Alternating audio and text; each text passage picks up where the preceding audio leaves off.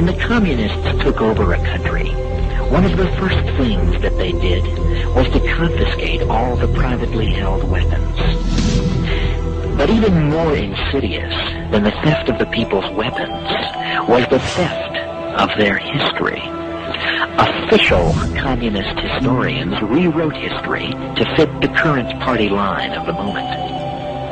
In many countries, revered national heroes were ordered excised from the history books, or their real deeds were distorted to fit communist propaganda, and communist killers and criminals were converted into official saints.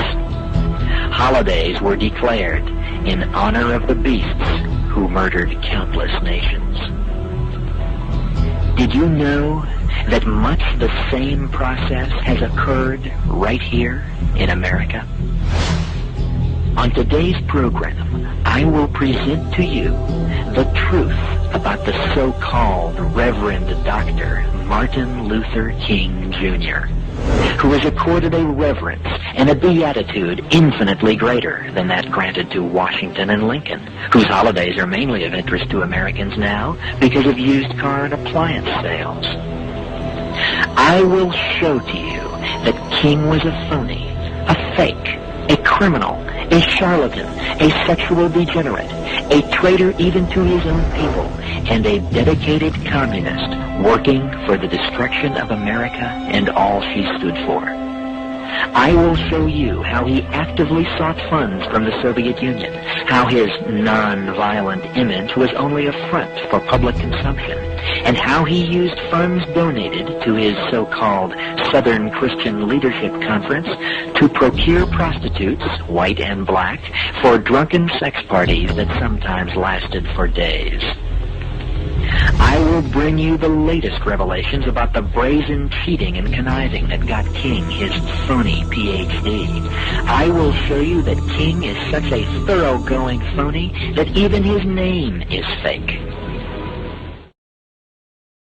Every January, the liberal media go into a kind of almost spastic frenzy of adulation toward the greatest hero of the New World Order, the so-called Reverend Dr. Martin Luther King Jr. The lying bag of garbage has even had a national holiday declared in his honor, something which many genuine national heroes like Thomas Jefferson and Charles Lindbergh have been denied.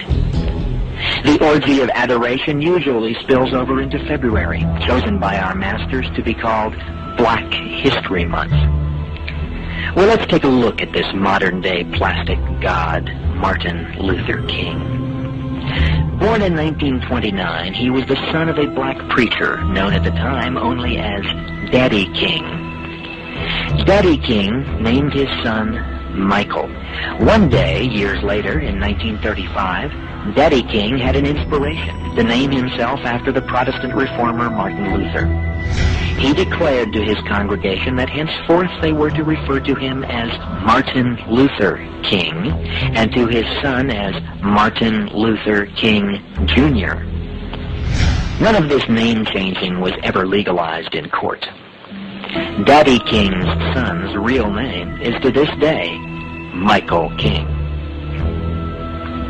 The first public sermon that King ever gave in 1947 at the Ebenezer Baptist Church was plagiarized from a homily by Protestant clergyman Harry Emerson Fosdick, entitled Life is What You Make It, according to the testimony of King's best friend of that time, Reverend Larry H. Williams. The first book that King ever wrote, Stride Toward Freedom, was plagiarized from numerous sources, all unattributed, according to documentation recently assembled by sympathetic King scholars Keith B. Miller, Ira G. Zepp Jr., and David Garrow.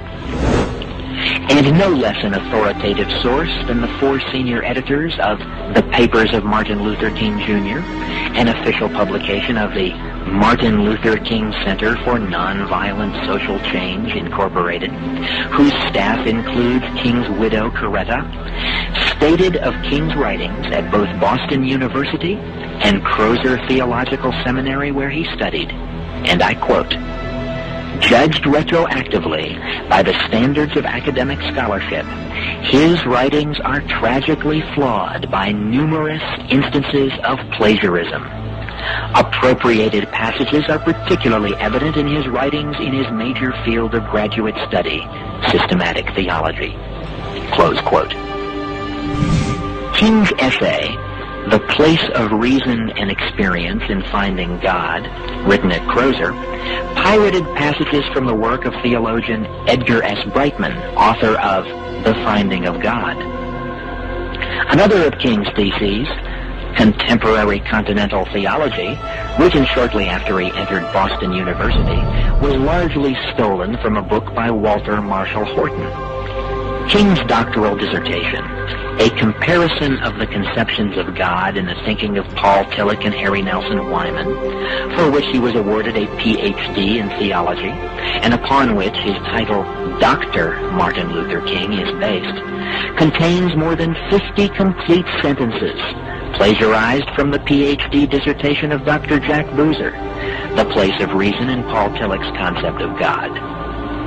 According to the book, The Martin Luther King Jr. Papers, in King's dissertation, quote, only 49% of sentences in the section on Tillich contain 5 or more words that were King's own. Close quote.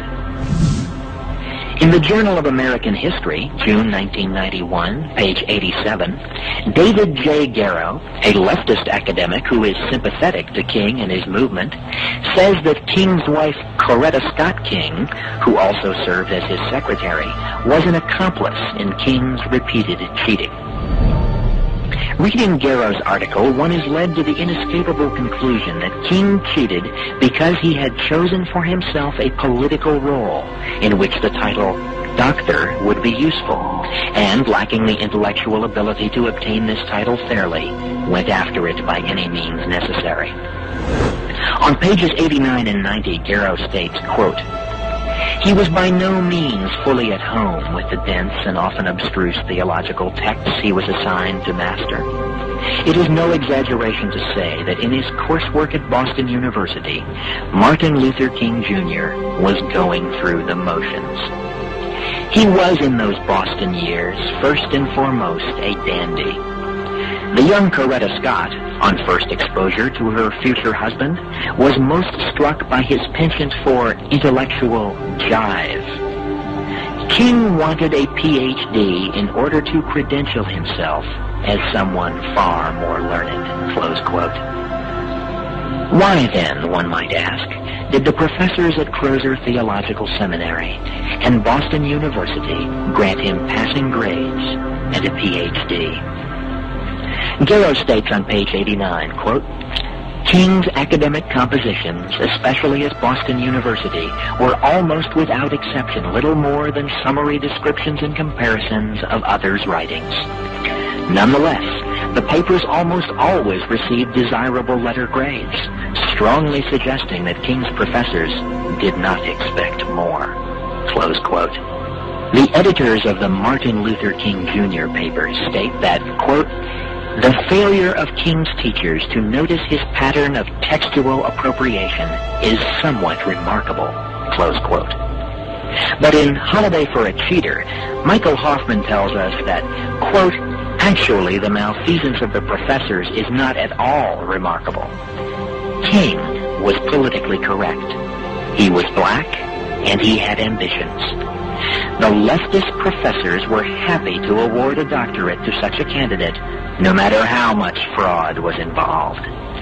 Nor is it any wonder that it has taken 40 years for the truth about King's record of nearly constant intellectual piracy to be made public. Close quote. Supposed scholars who in reality shared King's vision of a racially mixed and Marxist America purposely covered up his cheating for decades. The cover-up still continues. From the New York Times of 10/11/91, page 15, we learn that on October 10, 1991, a committee of researchers at Boston University admitted that, quote, there is no question but that Dr. King plagiarized in the dissertation. However, despite its finding, the committee said that no thought should be given to the revocation of Dr. King's doctrine.